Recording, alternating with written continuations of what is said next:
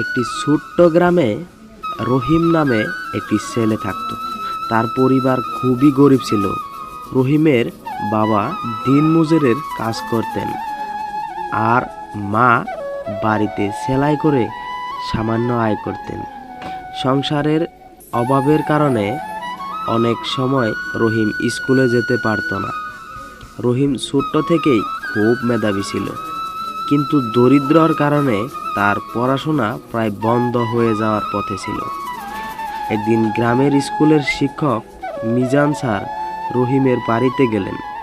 তিনি রহিমের বাবা মায়ের সঙ্গে কথা বললেন এবং বললেন, আপনার ছেলে খুব মেধাবী, তাকে পড়তে দিন, একদিন সে আপনাদের গর্ব হবে।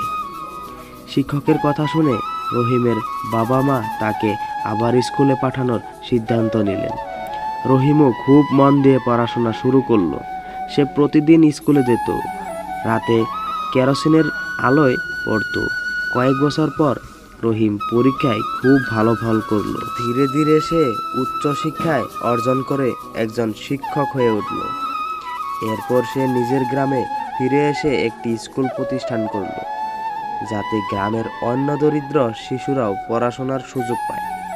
রহিমের এই সাফল্য দেখে গ্রামের মানুষ বুঝতে পারল, শিক্ষাই জীবনের সবচেয়ে বড় শক্তি।